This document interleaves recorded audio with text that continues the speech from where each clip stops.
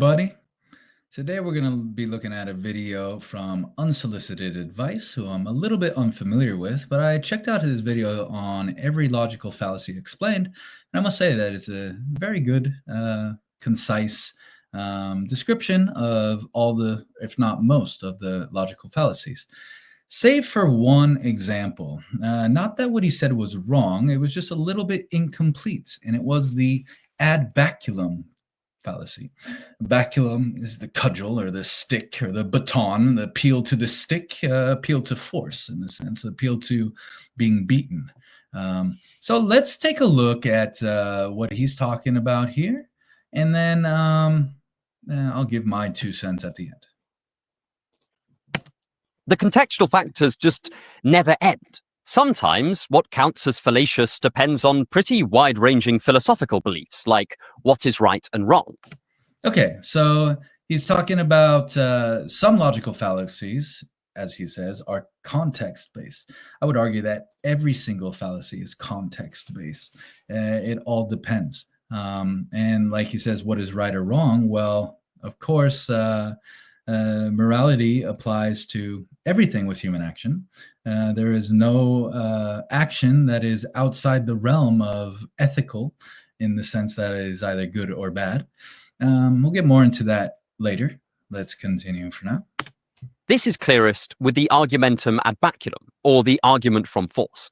A classic example of this is believe what I do or I will hurt you. At one level, this is an unsound argument because no amount of force will make a false proposition true. But wait, so at one level, this is a sound argument because it's not saying my belief or my force will change your belief. It is saying that if you do this, I will hurt you, which really isn't an argument. It's more of just a statement of if you do this, I will hurt you.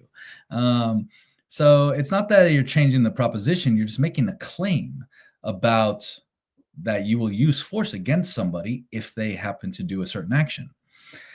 This is fallacious, but not for the reasons he specifies. Let's continue, and then I'll come back to explaining why this is fallacious. But sometimes warning of consequences is perfectly reasonable.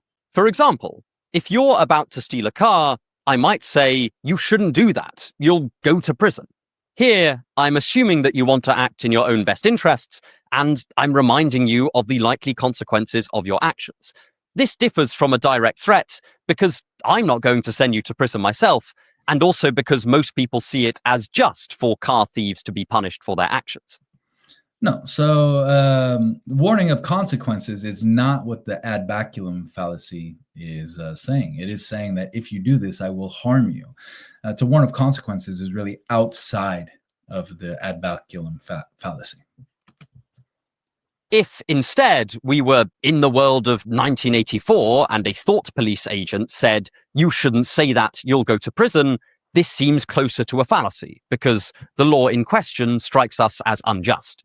Okay, so he got to something here. He said, don't do that or you'll go to prison. That isn't necessarily a fallacy. It's just a statement about what will happen to you if you do this. And then he hints at it like saying that, well, this seems like a fallacy because the law seems to be a bad law and therefore unjust. Let's continue what he has to say. These numerous contextual factors add pretty significant complication to our definitions of fallacies because it means we can no longer identify most fallacies simply by their structure or their appearance. We can't label every time someone references an expert as an appeal to authority fallacy, and we can't dismiss every appeal to emotion as straightforwardly fallacious. Okay, so we're going to end it right there. I really liked what he had to say at the end there about how, we can't just look at it on paper, like on just the words that are saying.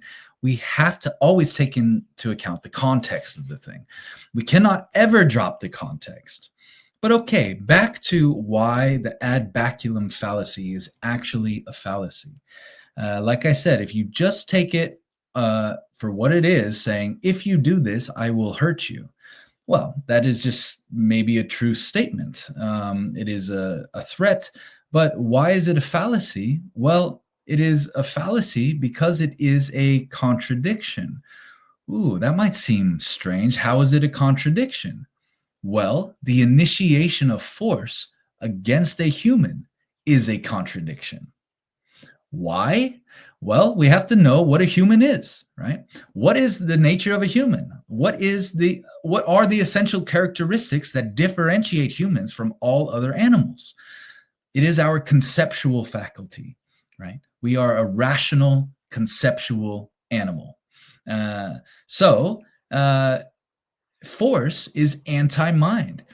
If you are under threat of violence, you cannot think. This is evidenced by modern day Russia. Jerome Brook was there a few years ago, and a very good political commentator, right after they invaded Ukraine. And somebody asked him, he was in St. Petersburg, somebody asked him or what he thought of Putin. And instantly, without blinking, Jerome said, well, he's a thug, he's a dictator, he's a mafioso. What did the audience do? They did not say, oh, you are wrong because of these reasons. No, no, no. As soon as he said that, they all went, don't say that, right? Like, it's just anti-mind. I have students that are in the Ukraine, and they have family members that are in Russia, and they have told me that even though they're Ukrainian and living in Russia, they are unable to think against Putin. They are unable to criticize it. Why are they unable to? Because they're under threat of violence. They know that if they say anything that is against Putin, they are risking their well-being, their lives. In this way, force is a contradiction because it violates human nature. It violates what we are as the rational conceptual being. We must be free to think, and we must be free to act. Anything that is against this is immoral. It is a violation of what we are. It is to say that we are not what we are. It is to say that A is non-A. So this is why the ad baculum fallacy is fallacious. It is not to say that maybe the threat is not true. It is to say that violence, the initiation of force, is a contradiction because it is against the nature of humans. This is why the ad baculum fallacy is a fallacy. And yes, this cannot be understood if you drop the context. We are talking about the context of what a human is. We're talking about logic. Well, what is logic? Logic is an invention by Aristotle specifically, and Aristotle identified the ad baculum fallacy, and the ad baculum fallacy pertains to violating human nature. It doesn't make sense as a fallacy in any other context. It's not just warning of consequences, which is fallacious. Of course, I could say this to you. I could say, hey, you shouldn't steal this. Not only is it wrong, but you might go to jail as well. There's nothing fallacious about this to warn of the consequences of an action. Or it could even be a more drastic example of, hey, not that it, you could be living in Ukraine right now under Russian invasion, and they're bombing all the time. Just last weekend, they bombed a kindergarten and killed a bunch of kids. So you could say that, hey, maybe we shouldn't go to school because they're bombing a lot in the region, and it could be dangerous. There's no fallacy in this at all. This is just a fact. This is warning of the consequences. But Putin saying, give up or I will bomb you, is a fallacy because it is violating the human nature. So Unsolicited Advice did a very good job of understanding that it is contextual. Everything is contextual, though, I would argue. Not just some things, everything is. But he missed the context a little bit here on the ad baculum fallacy. I'm curious to know more about what he thinks, so I will be exploring a little bit more of his videos and analyzing them. I'm done with today. This has been me actually thinking and analyzing. I hope you enjoyed it. If you think I was doing a bad job, let me know, and I'll see you in the next one.